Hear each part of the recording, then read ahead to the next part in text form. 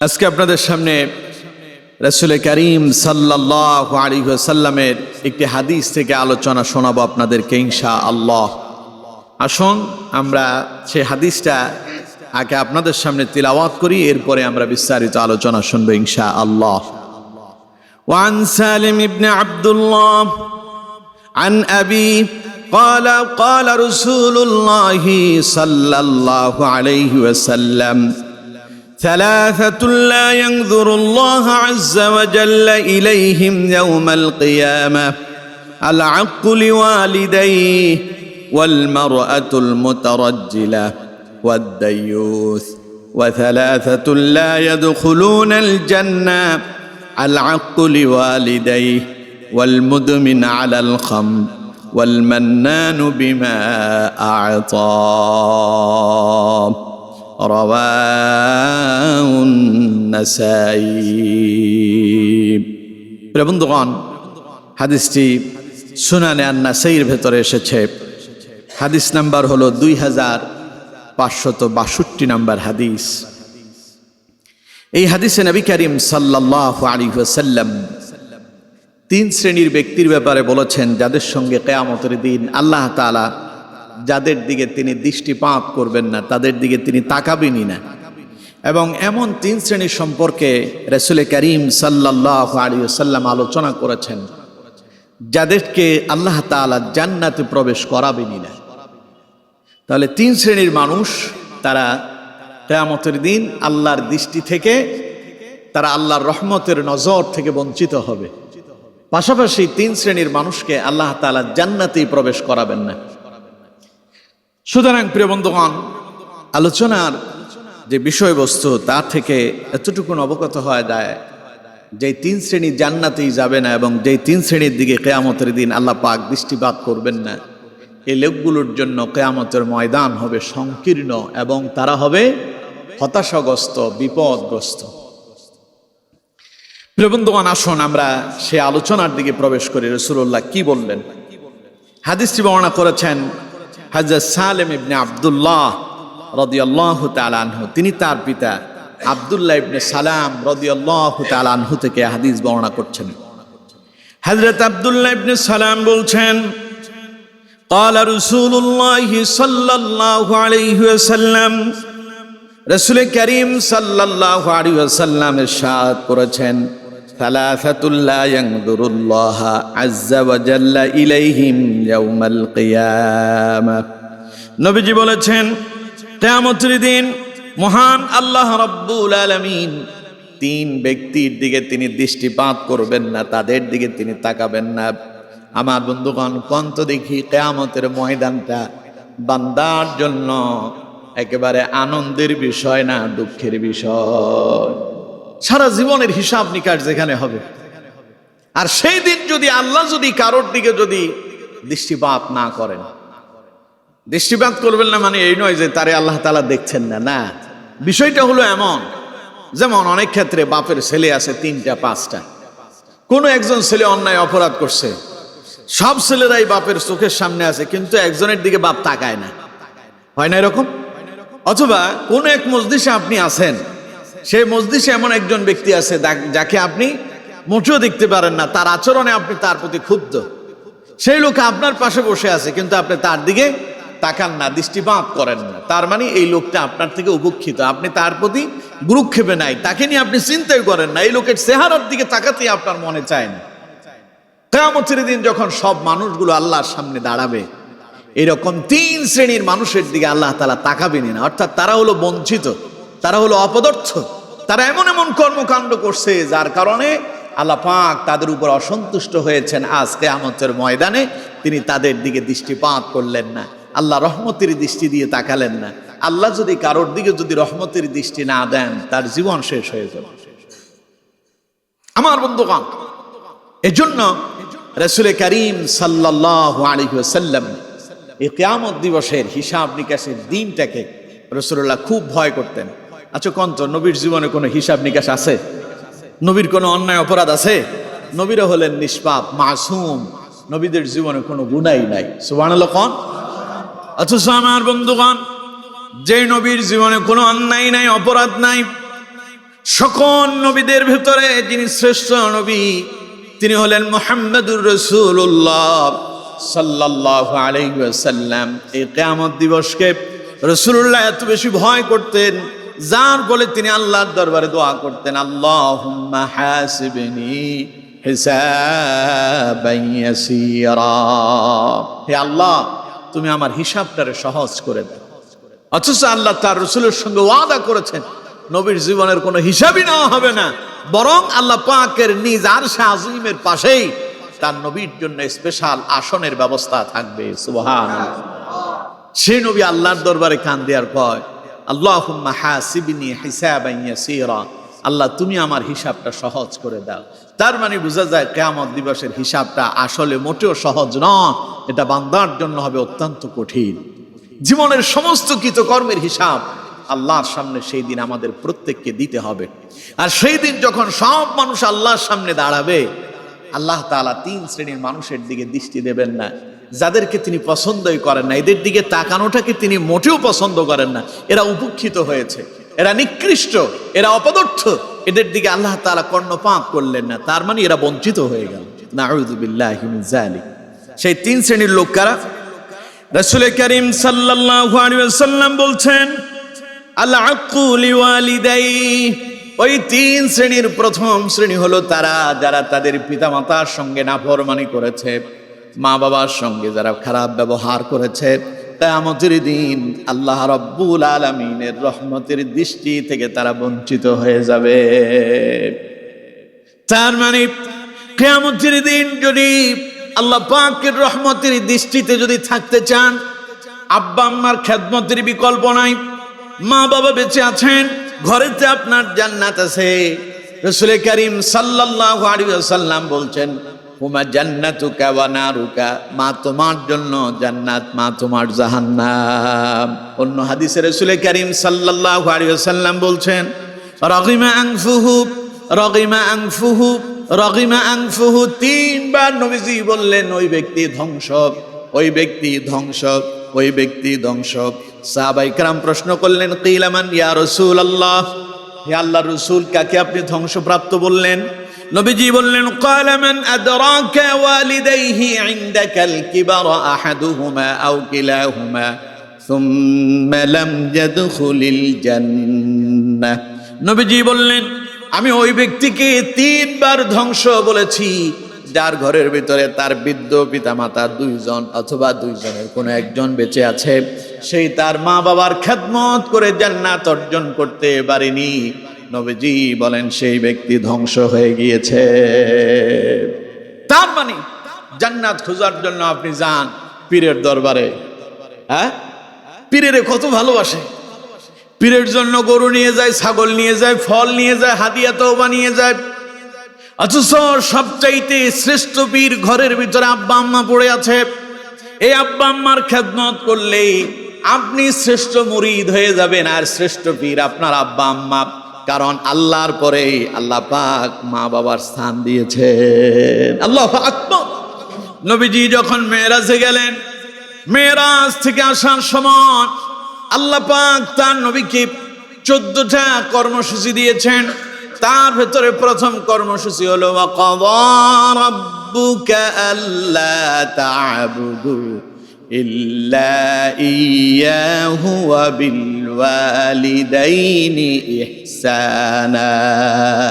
আল্লাহ পাক বলছেন, নবী, ওয়াকাযা রাব্বুক, পৃথিবীর মানুষদেরকে শোনায়া দেন আপনার রবের পক্ষ থেকে চূড়ান্ত সিদ্ধান্ত হয়েছে, চূড়ান্ত ফয়সালা হয়েছে, আল্লাহ তা'বুদু ইল্লা ইয়্যাহ।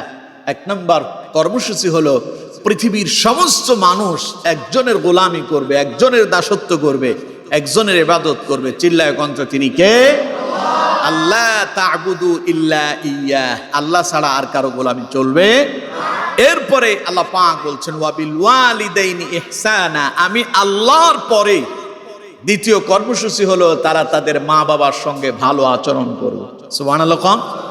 তাহলে আল্লাহর পরে মা বাবার স্থান, আল্লাহ এবং তার রাসূলের পরেই স্থান কার?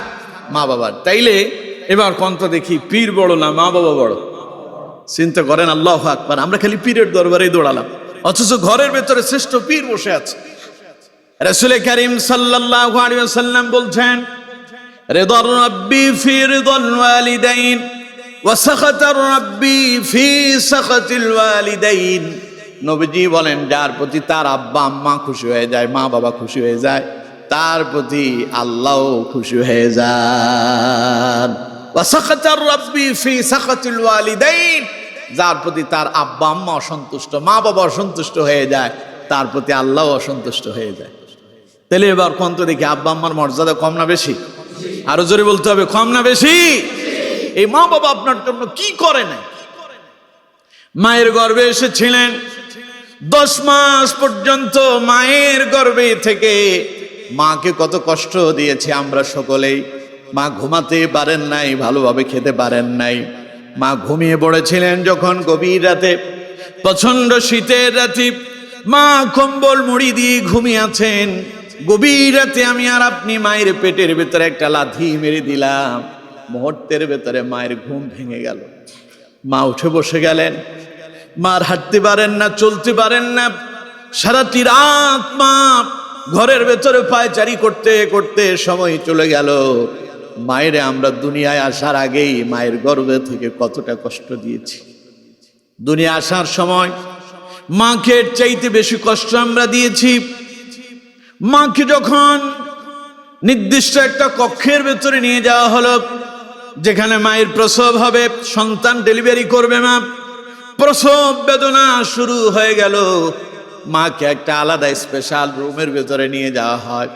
সেই রুমের ভেতরে মা গলা কাটা মুরগির মতো চিৎকার করতে থাকে, প্রচন্ড ব্লিডিং মায়ের হতে থাকে, রক্ত প্রবাহিত হতে থাকে। মাকে কষ্ট দিয়ে আমরা দুনিয়ায় এসেছি।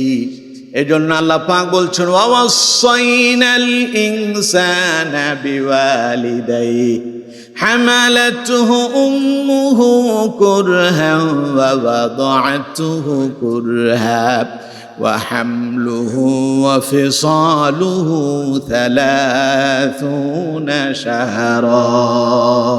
আল্লাহ পাক বলেন, দুনিয়ার মানুষরা, আমি তোমাদেরকে কঠোরভাবে নির্দেশ প্রদান করছি, তোমরা তোমাদের মা বাবার সঙ্গে ভালো ব্যবহার করো, ভালো আচরণ করো।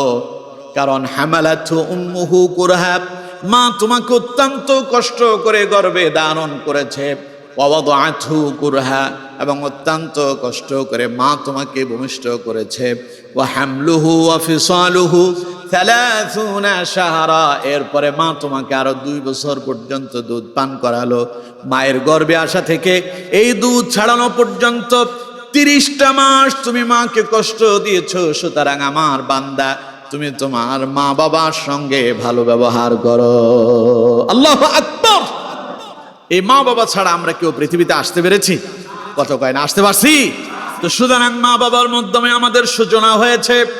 এই জন্য আল্লাহ রাব্বুল আলামিন বলছেন, আমার বান্দা, নবী শোনায় দেন, तमाम পৃথিবীর সমস্ত মানুষদের কাছে মেসেজ শোনায় দেন, وَقَضَى رَبُّكَ أَلَّا تَعْبُدُوا إِلَّا إِيَّاهُ وَبِالْوَالِدَيْنِ إِحْسَانًا। আল্লাহর পক্ষ থেকে চূড়ান্ত সিদ্ধান্ত, চূড়ান্ত ফায়সালা, মানুষ গোলামি করবে একজনের, তিনি আল্লাহ। এর পাশাপাশি আব্বা আম্মার খেদমত করবে, মা বাবার সঙ্গে ভালো আচরণ করবে।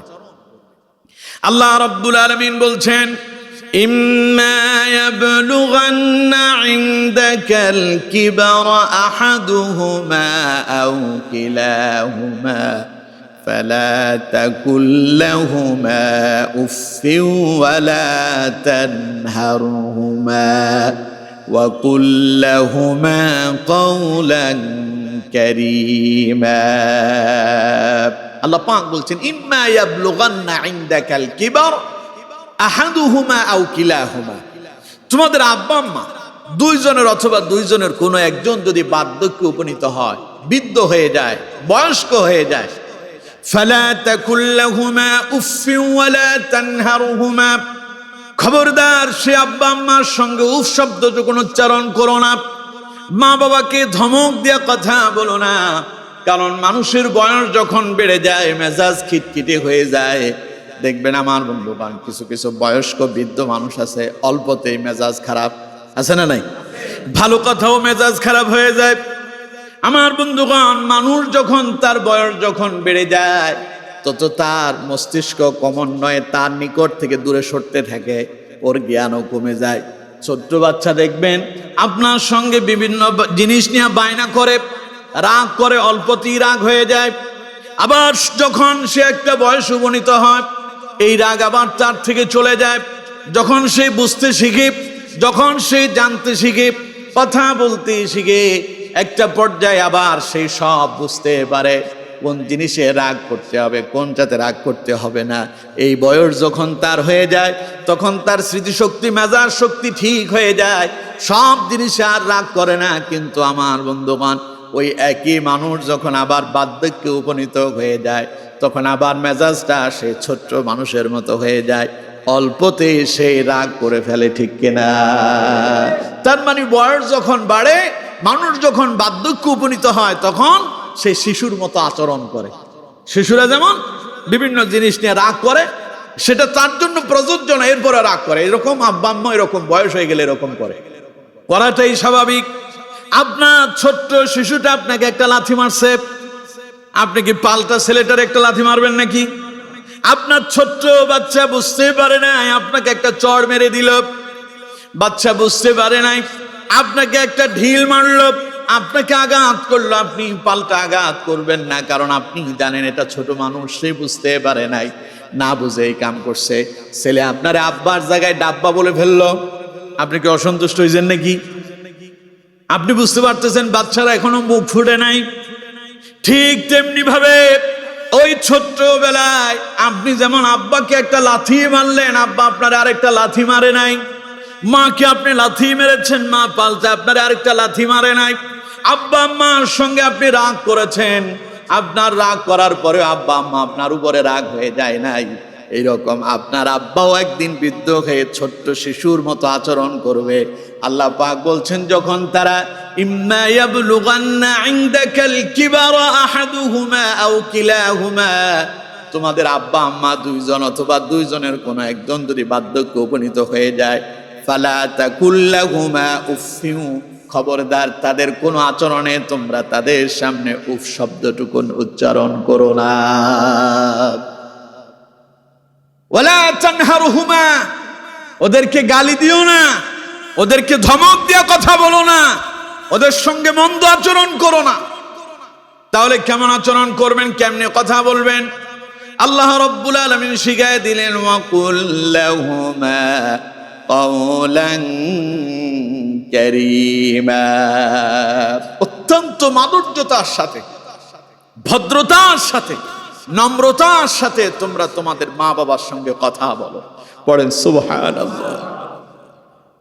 ছোট্ট বাচ্চা যেমন আপনারে গালি দিলে আপনি তারে কোলে টুলে চুমু খান, আদর করেন, যত্ন করেন, ঠিক তেমনি ভাবে আব্বা আম্মা যখন বৃদ্ধ হয়ে যাবে, আল্লাহ তাআলা বলেন তখন তারা তোমাদেরকে মন্দ কথা বললে তোমরা পাল্টা তাদেরকে মন্দ কথা শোনায় দিও না, বরং আব্বা আম্মাকে কাছে টেনে নাও, তাদের সঙ্গে ভালো ব্যবহার করো, সদাচরণ করো। মা বাবা তোমাকে ছোট্টবেলায় যেমন তোমাকে অত্যন্ত স্নেহ আর মমতা দিয়া বেড়ে তুলেছে, তোমাকে বড় করেছে, ঠিক তেমনি তুমি আজ তোমার মা বাবার সঙ্গে সেই রকম ভালো ব্যবহার করো, নম্রতার সাথে, ভদ্রতার সাথে, মার্জিত ভাষায় তোমার মা বাবার সঙ্গে কথা বলো। আপনি যখন আব্বা আম্মার সঙ্গে ভালো ব্যবহার করবেন, আব্বা আম্মার সঙ্গে যখন ভালোভাবে আচরণ করবেন, কথা বলবেন, খেদমত করবেন, খুশি হবেন কে? আরো জোরে বলতে হবে কে? আর যদি করতে না পারেন, হাদিসে রাসূল করিম সাল্লাল্লাহু আলাইহি ওয়াসাল্লাম বলছেন, থালাথাতুল লা ইয়ানজুরুল্লাহু আযজা ওয়া জাল্লা ইলাইহিম ইয়াওমাল কিয়ামাহ, কিয়ামতের দিন আল্লাহ পাক তিন শ্রেণীর মানুষের দিকে তিনি দৃষ্টিপাত করবেন না। তার ভেতরে এক নাম্বার হলো আল আকুল ওয়ালিদাই, ওই ব্যক্তি যে তার মা বাবার সঙ্গে মন্দ ব্যবহার করেছে, মাতা পিতার অবাধ্য হয়েছে, মা বাবার সঙ্গে যারা খারাপ ব্যবহার করেছে, নাফরমানি করেছে যারা, কিয়ামতের দিন আল্লাহর রহমতের দৃষ্টি থেকে বঞ্চিত হবে তারা। সুতরাং বন্ধুগণ আমার, সে কিয়ামতের দিন যদি আল্লাহর রহমতের দৃষ্টি, যদি আল্লাহর নজরে যদি পড়তে চান, তাহলে অবশ্যই মা বাবার সঙ্গে ভালো ব্যবহার করেন, এর বিকল্প নাই। দেখবেন আমার বন্ধু, আপনারা অনেকে বলবেন আচ্ছা হুজুর কিয়ামতের দিন আল্লাহর দৃষ্টিতে পড়ার চাইতে না পড়াই তো ভালো, কারণ আল্লাহর সামনে পড়লে তো ধরা পড়ে যাবে। তো নির্বাচন এলে পরে বিভিন্ন দলের লোকেরা প্রার্থী হওয়ার জন্য নেতার সামনে থাকতে চায়। নেতা আসলো কোথায়, একটা জনসভা হয়েছে, বক্তব্য দেবেন সেখানে। এখন তিনার একখান ভাব আছে, আমি যদি নেতার নজরে পড়ি তাইলে হয়তো নেতা আমারে দেখার পরে দেখবে যে আমার ছেলেবেলা আছে। আবার ওনাদের আলাদা আলাদা ভাগ করা আছে। আমাদের দেশে তো বিভিন্ন দলের, একই দলের দেখবেন গ্রুপ আছে অনেকগুলো, এটা অমুক গ্রুপ, ওইটা তমুক গ্রুপ, একটা কানা বাবুল, একটা ল্যাংড়া বাবুল, একটা ঘোড়া বাবুল, কত গ্রুপ যে আছে। এই গ্রুপ নিয়ে তিনি দাঁড়ায় আছেন, নেতার সামনে দাঁড়ালেন, নেতা যেন তারে দেখে তার গ্রুপের এখানে 5,000 লোক আছে, নেতা খুশি হয়ে যেন তারে নির্বাচনে নমিনেশন দেয়, তিনি যেন নির্বাচন করতে পারেন। এইরকম একটা মনোভাব নিয়ে নেতার চোখে নজরে থাকতে চায়, ঠিক কিনা? আচ্ছা কন্ত্র দেখি, এই যে নেতার নজরে আসতে চায় উদ্দেশ্য কি?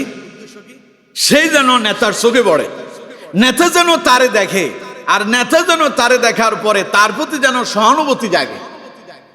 ঠিক তেমনি ভাবে কিয়ামতের দিন আপনি যদি আল্লাহর দৃষ্টিতে আসতে পারেন, দুনিয়ায় যদি আপনি ভালো আমল করতে পারেন, মা বাবার সঙ্গে যদি ভালো ব্যবহার করতে পারেন, কিয়ামতের দিন আপনি আসবেন আল্লাহর নজরে। আল্লাহ আপনাকে দেখবে, দেখার পরেই তিনি আপনাকে চিনবেন। আল্লাহ মনে হয় চিনবে না, কথা কয় না, চিনবে না। আপনার মতো কি আরেকজন আছে? কথা কয় না, আছে। আপনার মতো দ্বিতীয় এমন আরেকজন নাই। আল্লাহ তাআলা तमाम পৃথিবীতে তার যত বান্দাকে তিনি সৃষ্টি করেছেন, একই রকমের বাঘ পাবেন 1000টা, কুকুর পাবেন 1000টা, সিংহ পাবেন 1000টা, পাখি পাবেন 1000টা। সব পাখিকে এক জায়গায় করলে আপনি চিনতে পারবেন না। আমার বন্ধুগণ, সব বাঘ এক জায়গায় করলে আপনি তারে চিনতে পারবেন না। কিন্তু বন্ধুগণ আমার, 1000 মানুষ যদি এক জায়গায় একত্রিত হয়, কোন একজন মানুষকে যদি আপনি টার্গেট করেন, ওই 1000 মানুষের ভেতরে সেই মানুষটা যদি থাকে, তারে খুঁজে বের করে নেওয়াটা আপনার জন্য সহজ হবে না কঠিন হবে? ঠিক তেমনি ভাবে तमाम পৃথিবীতে আল্লাহ রাব্বুল আলামিন তার যত বান্দাদেরকে তৈরি করেছেন, একই চেহারার দুইজন তিনি বানান নাই। আল্লাহ রাব্বুল আলামিন একজনকে বানালেন, আমাকে যেমন ভাবে তৈরি করেছেন আমার মতো আরেকজন নাই, আপনার মতো আরেকজন নাই। তার মানে আপনি যদি ভালো কাজ করতে পারেন, মা বাবার সঙ্গে ভালো ব্যবহার করতে পারেন, কিয়ামতের দিন আপনি আল্লাহর নজরে আসবেন। আল্লাহ রাব্বুল আলামিন যদি আপনাকে দেখতে পান, আল্লাহ পাক বলবেন আমার এই বান্দা তো দুনিয়ায় থেকে মা বাবার সঙ্গে ভালো ব্যবহার করেছিল, মা বাবার সঙ্গে ভালো আচরণ করেছিল, সুতরাং আল্লাহ খুশি হয়ে যাবেন। কারণ আল্লাহর নির্দেশ ছিল, ও দুনিয়ার মানুষেরা, আল্লাহ তা'বুদু ইল্লা ইয়াহু ওয়া বিল ওয়ালিদাইনি ইহসানা, তোমরা তোমাদের মা বাবার সঙ্গে ভালো ব্যবহার করো। আপনি আল্লাহর আদেশ মেনেছেন, আল্লাহর আদেশ মানলো যারা, আল্লাহ খুশি হয়ে যান তাদের উপরে। আর আল্লাহ খুশি হয়ে গিয়া কিয়ামতের দিন রহমতের দৃষ্টি যদি আপনার প্রতি আল্লাহর পড়ে যায়, আল্লাহ রাব্বুল আলামিন ওই যে নেতার দৃষ্টি পড়লে যেমন নেতা তার ওই কর্মীর উপরে খুশি হয়ে নির্বাচনে তারে নমিনেশন দিয়া নির্বাচন করার জন্য তারে সামনে আগায়া দেয়, তার মানে তারে প্রমোশন করে দেয়, কিয়ামতের দিন আপনি যদি আল্লাহর নজরে আসতে পারেন, আল্লাহ পাক আপনাকে প্রমোশন দিয়া তিনি জান্নাতের মেহমান বানায়া দিবে। এই জন্য বন্ধুগণ আমার, আল্লাহর দৃষ্টিতে যদি আসতে হয়, বাবার খেদমতের বিকল্প, কথা বলে না, বিকল্প আছে। খালি বউ নিয়ে পাগল হয়ে যেন না, বইটাও আদায় করবেন, কিন্তু আব্বা আম্মার অধিকার আদায় করার পরে। আল্লাহ তাআলা আমাদেরকে বুঝার তৌফিক দান করেন, পড়েন আমিন। তাহলে সালাসাতুল্লাহ ইয়ানজুরুল্লাহ আযজা ওয়া জাল্লা ইলাইহিম ইয়াউমাল কিয়ামাহ, রাসূলুল্লাহ বলেছেন কিয়ামতের দিন 3 শ্রেণীর মানুষের দিকে আল্লাহ তাআলা দৃষ্টি দেবেন না। তার ভিতরে 1 নাম্বার আল আকুলি ওয়ালিদাইহি, ওই ব্যক্তি যে তার মা বাবার সঙ্গে নাফরমানি করেছে, সেই ব্যক্তির দিকে কিয়ামতের দিন আল্লাহ তাআলা তাকাবেন না। তো আল্লাহ যদি না তাকায় তাইলে কি হবে তা তো আপনাদেরকে বুঝালাম। আমার বন্ধুগণ, এরপরে রাসূল করিম সাল্লাল্লাহু আলাইহি ওয়াসাল্লাম বলছেন, ওয়াল মারআতুল মুতারাজ্জিলা, কিয়ামতের দিন আল্লাহ তাআলা ওই ব্যক্তির প্রতি দৃষ্টিপাত দেবেন না যেই নারী পুরুষের বেশ ধারণ করেছে, পুরুষের রূপ ধারণ করেছে, ওই নারীর দিকেও কিয়ামতের দিন আল্লাহ তাআলা দৃষ্টিপাত করবেন না। হাদিসের ব্যাখ্যা হলো এরকম, যেই নারী পুরুষের রূপ ধারণ করলো এবং যেই পুরুষ নারীর রূপ ধারণ করলো, এটাও কিয়ামতের দিন আল্লাহ তাআলার রহমতের নজর থেকে তারাও বঞ্চিত হয়ে যাবে। সুতরাং বন্ধুগণ আমার, তাহলে আমাদের দেশে পুরুষরা নারীর ভেষ ধারণ করে, আবার নারীরা পুরুষের ভেষ ধারণ করে, এইরকম তো নাই। দেখবেন আমাদের দেশে অনেক ছেলেরা আছে কানেতে দুল পরে, আছে না? হাতের ভেতরে চুড়ি লাগায়, গলার ভেতরে নেকলেস পরে, চেইন লাগায়। এই যে নাকের বুট আর কানের দুল, গলাতে চেন পরে, এটা কি পুরুষরা পরে না নারীরা পরে? আবার দেখবেন আমার দেশে কিছু কিছু পুরুষ এমন আছে যে সমস্ত পুরুষরা নারীদের মতো চলাফেরা করতেও খুব ভালোবাসে, আছে না এরকম? ঠিক তেমনি এমন কিছু নারী আছে ওরা আবার পুরুষদের মতো হয়, চুল রে কাইটা একদম ছোট ছোট করে রাখে। এরপরে আবার দেখবেন পুরুষরা যেমন প্যান্ট শার্ট পরে, নারীরাও কিছু এমন আছে প্যান্ট শার্ট পরে। পুরুষরা পায়জামা অথবা পাঞ্জাবি বলেন, লুঙ্গি বলেন, যা বলেন, এগুলো থাকবে পুরুষদের টাকনুর উপরে, আর নারীদের থাকবে টাকনুর নিচে। কিন্তু দেখা যায় নারীরা পরে টাকনুর উপরে, পুরুষরা টাকনুর নিচে, আছে না এরকম? আমার বন্ধুগণ, রাসূল করিম সাল্লাল্লাহু আলাইহি ওয়াসাল্লাম বলছেন, ওয়াল মারআতুল মুতারাজ্জিলা, কিয়ামতের দিন এই রকম যে সমস্ত নারীরা পুরুষের ভেষ ধারণ করলো, রূপ ধারণ করলো, কিয়ামতের দিন তারাও আল্লাহ পাকের রহমতের নজর থেকে তারা বঞ্চিত হয়ে যাবে। কারণ হাদিসের ভেতরে রাসূল করিম সাল্লাল্লাহু আলাইহি ওয়াসাল্লাম বলছেন, হাদিসটি সুনানে আবু দাউদের 4097 নাম্বার হাদিস। আল্লাহ নবী বলছেন, আনিন নবী সাল্লাল্লাহু আলাইহি ওয়াসাল্লাম আন্নাহু লানাল মুতাশাব্বিহাতি মিনান নিসাই বিররিজাল ওয়াল মুতাশাব্বিহিনা মিনার রিজালি বিন নিসা।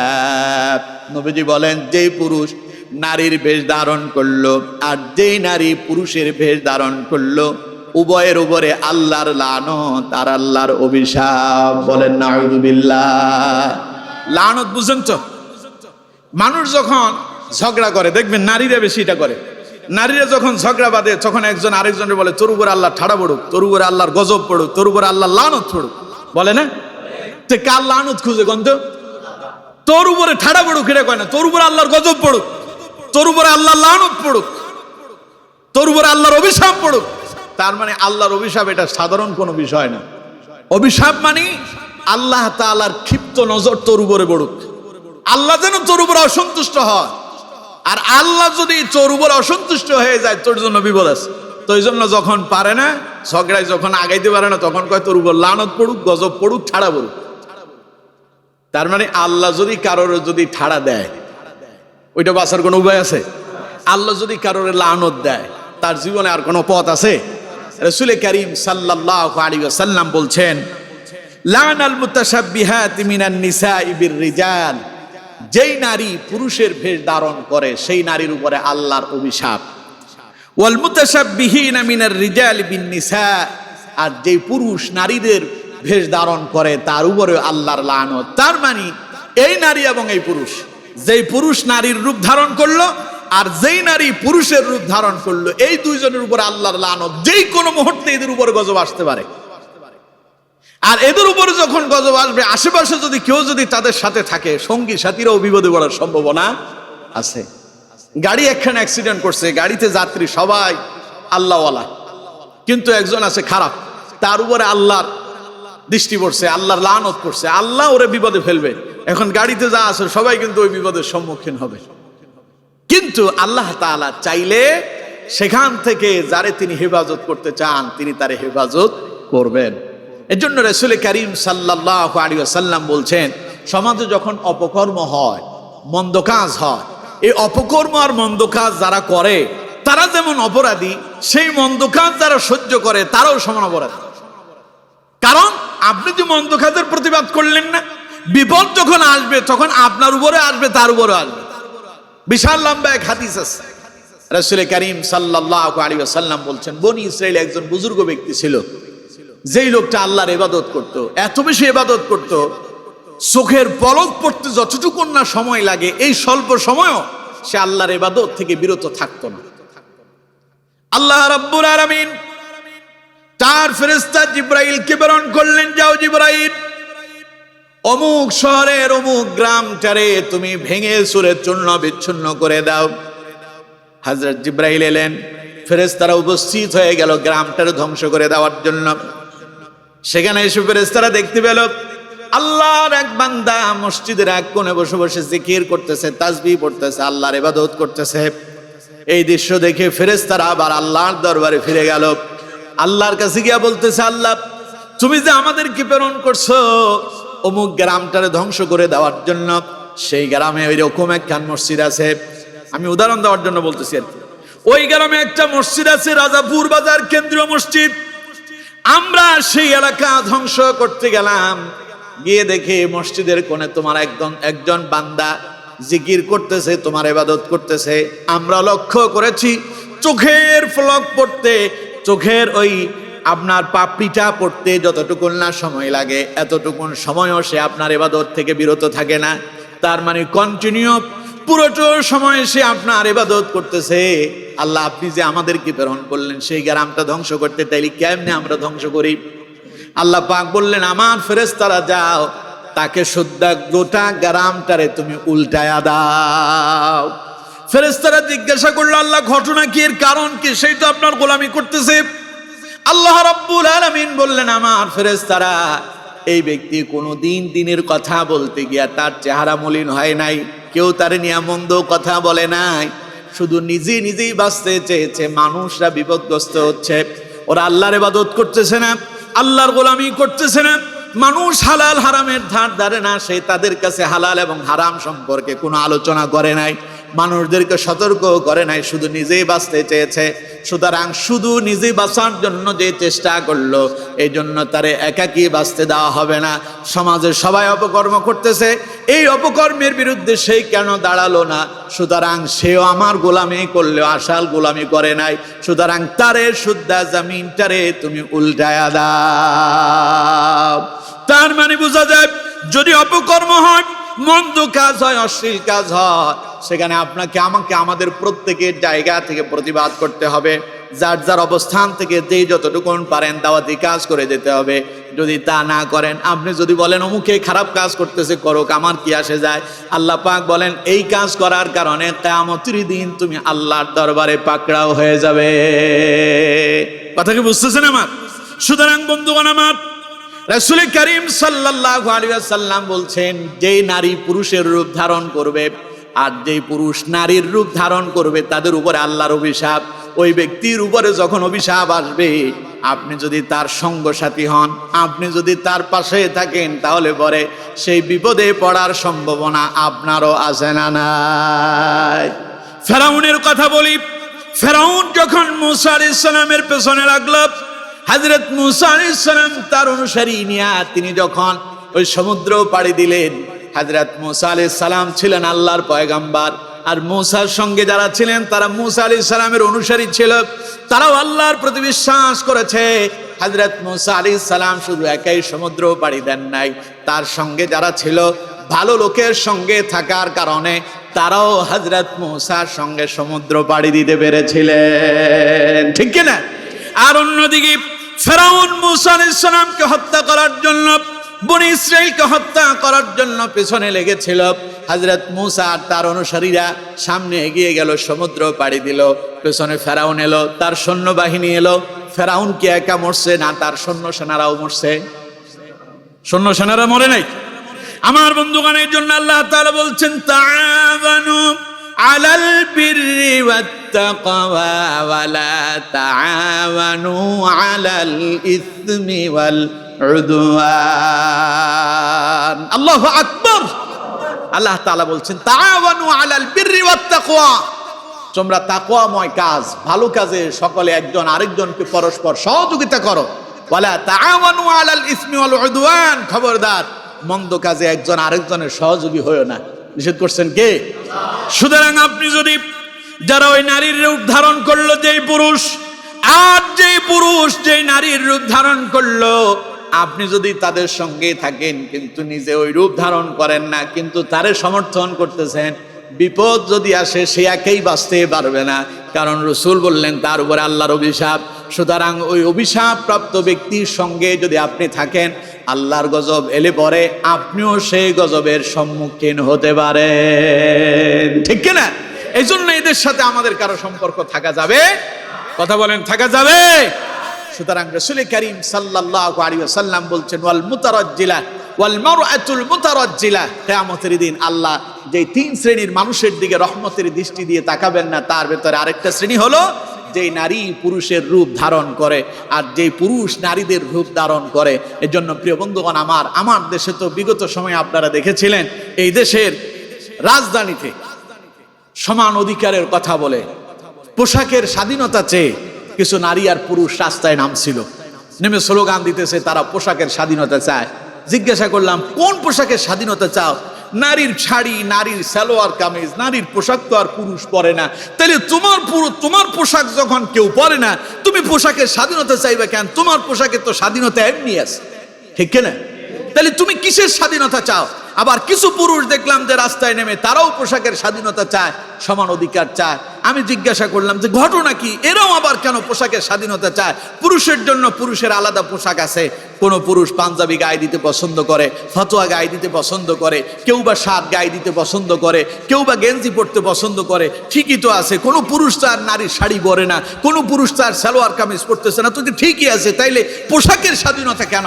তখন বুঝতে পারলাম ওদের অঙ্গভঙ্গি দেখে তারা যখন পর্দা ছেড়ে তারা যখন টেলিভিশনের চ্যানেলের সামনে আসলো, সাংবাদিকদের কাছে আসলো, দেখলাম কিছু কিছু পুরুষ নারীদের মতো ঝুল পড়ছে, কানেতে ঝুল পড়লো, হাতে বালা লাগালো, হাতের ভেতরে চুড়ি লাগায়া নারীদের মতো শাড়ি পরে রাস্তায় নেমে তারা স্বাধীনতা চায়। আমরাও নারীদের মতো পোশাক পরতে চাই। এটা কি স্বাধীনতা হলো? আমি তো বলি এটারই স্বাধীনতা বলে না, বরং তুমি তো নারীদের অধিকার হরণ করার জন্য রাস্তায় নেমেছো, ঠিক কিনা? আমাদের দেশে নারীর পোশাক যদি পুরুষ পরে আর পুরুষের পোশাক যদি নারী পরে, আমরা ওদেরকে দেখলে বলি হিজলা। আপনারা কি কন? হিজরা কন না?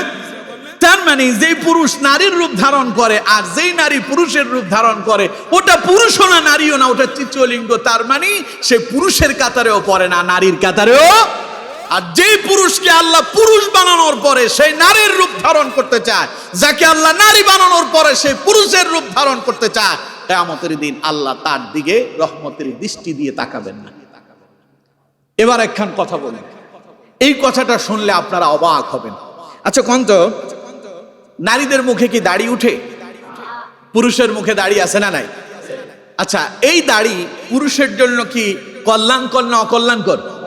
আচ্ছা, এই দাড়ি যদি নারীর মুখে থাকতো, তাইলে সেই নারীকে কি আপনি বিবাহ করতেন? সমাজে কি সেই নারীর কোনো মর্যাদা থাকতো? আল্লাহ তাআলা নারীদেরকে নারীদের মতো করে তৈরি করলেন, ওদের চেহারার ফেস কাটিং করে দিয়েছেন। এখানে দাড়ি গজাবে না, এটা আপনার জন্য হবে আনন্দের। তাতে আপনি আপনার স্ত্রীটাকে কাছে পেতে চাইবেন, তার প্রতি আপনার ভালোবাসা জাগবে। আর পুরুষদেরকে আল্লাহ তাআলা দাড়ি দিয়েছেন, এটাতে যেমন সৌন্দর্য আছে, এটাতে সওয়াবও আছে, ঠিক কিনা? এখন আপনাকে আল্লাহ পুরুষ হিসেবে দাড়ি দিলেন, আপনি দাড়িটারে কেটে ক্লিন শেভ করলেন, তার মানে আপনি নারীর রূপ ধারণ করতেছেন। নাউযুবিল্লাহি মিন যালিক। এখন আপনি যে পুরুষ হওয়ার পরে নারীর মতো আপনি ক্লিন শেভ করে পুরুষ রূপ ধারণ করতে চাইলেন, কিয়ামতের দিন আপনি কি আল্লাহর নজরে আসবেন? আপনি আপনার জায়গা থেকে বলেন। আমাদের দেশের যুবকরা কয় হুজুর দাড়ি রাখবো যখন বয়স টয়স হবে, বৃদ্ধ হয়ে যাবে, তখন দাড়ি টাড়ি রাখবো আর কি।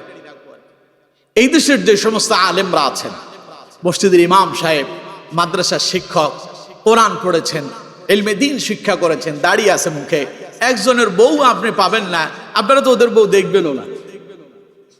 আলেম ওলামাদের স্ত্রী কি দেখা যায়? পর্দার আড়ালে থাকে। এক একটা আল্লাহর পক্ষ থেকে এক একটা হুরের মতো, সুবহানাল্লাহ কম, সুন্দর সুন্দরী নারীদেরকে তারা বিবাহ করে এবং তাদের স্ত্রীরা তাদেরকে ছেড়েও যায় না। তা আপনি একটা স্ত্রী পাওয়ার জন্য আপনি ক্লিন শেভ করতেছেন, ঘটনা কি? আমি যখন মাদ্রাসায় পড়ি, আমার একটা ইতিহাস বলি, আমাদের সময় কিন্তু শেষ হয়ে গেল। আমার একটা জীবনের একটা ছোট্ট ইতিহাস বলি। আমি তো আগে কওমি মাদ্রাসায় পড়ালেখা করছি, তারপরে আমি হেফজও শেষ করছি, তার মানে এইদিকে আমার একটা ভালো একটা সময় অতিবাহিত হয়েছে। তো আমি যখন সরকারি মাদ্রাসায় যখন ভর্তি হই, তখন কিন্তু আমার মুখে দাড়ি টাড়ি আছে। তো আমাদের সঙ্গে আরো যত ছাত্র আছে, প্রায় ছাত্রের মুখে দাড়ি নাই, আমরা দুই একজন ছাড়া। তো ক্লাসে যখন যেতাম, ক্লাসে তো আবার ছেলেও আছে, পাশাপাশি মেয়েরাও আছে। তো মেয়ে যারা আছে, আমার সহপাঠী শিক্ষার্থী যারা ছিল, তারা আমার দেখলে বলতো যে মাসুম ভাই হচ্ছে বুড়া। আমার বলতো কি বুড়া, উনি দাড়ি টাড়ি রাখছে, উনি বুড়া হয়ে গেছে। আচ্ছা কন্ত দেখি, এতে কি আমার সম্মান কমছিল? কথা কয় না, সম্মান কি কমছে? প্রিয় বন্ধুগণ, আমি তখন তাদেরকে বলতাম, আমি যদি বুড়ো হই তোদের এত মন খারাপ হইল কে? আমার যদি কেউ যদি বলে যে তোদেরকে বিয়ে করার জন্য আমাকে 1 কোটি টাকা করে দেওয়া হবে, এরপরে তো তোদের কাউকে আমি বিয়ে করবো না। কারণ মাদ্রাসায় পড়ার পরে কোন মেয়ে যদি দাড়ি নিয়ে যদি এনকার করে, বুঝতে হবে ওটার চরিত্র ঠিক নাই। কথা কি বুঝতেছেন আমার? তাহলে এই দাড়ি পুরুষের যেমন সৌন্দর্য বাড়ায়, সম্মানও বাড়ায়। সুতরাং কোন পুরুষ যদি এই দাড়িটারে কেটে যদি ক্লিন শেভ করেন, তার মানে আপনি নারীর রূপ ধারণ করতে চাইলেন। তা আপনি যে নারীর রূপ ধারণ করতে চাইলেন, আপনার উপর আল্লাহর অভিশাপ আছে না নাই? তা আপনার উপরে যদি আল্লাহর অভিশাপ থাকে, বিপদে পড়ার সম্ভাবনা আছে না নাই? আর মুখে যদি দাড়ি থাকে, যখন মরে যাবেন, কবরে যখন আপনারে রাখা হবে, রাসূল করিম সাল্লাল্লাহু আলাইহি ওয়াসাল্লামকে আপনার কবরে উপস্থিত করা হবে। আপনাকে প্রশ্ন করা হবে, ওমা হাযার রাজুলুল্লাযী বুইসা ফীকুম, এই যে লোকটা আছে ওনারে চেনো নাকি? উনি হলেন মুহাম্মদুর রাসূলুল্লাহ সাল্লাল্লাহু আলাইহি ওয়াসাল্লাম। হাদিসে এসেছে সশরীরে রাসূলুল্লাহকে আপনার কবরে নিয়ে আসা হবে। আপনি যদি মুসলমান হন, আপনি যদি ঈমানদার হন, আপনি যদি আল্লাহওয়ালা হন, আপনি যদি ইবাদত গুজারি হন, আল্লাহর প্রিয় বান্দা হন, রাসূলুল্লাহরে দেখে বলবেন হাযা হুয়া মুহাম্মাদুর রাসূলুল্লাহ সাল্লাল্লাহু আলাইহি ওয়াসাল্লাম, ইনি তো আল্লাহর পয়গম্বর, আল্লাহর রাসূল। পড়েন সুবহানাল্লাহ।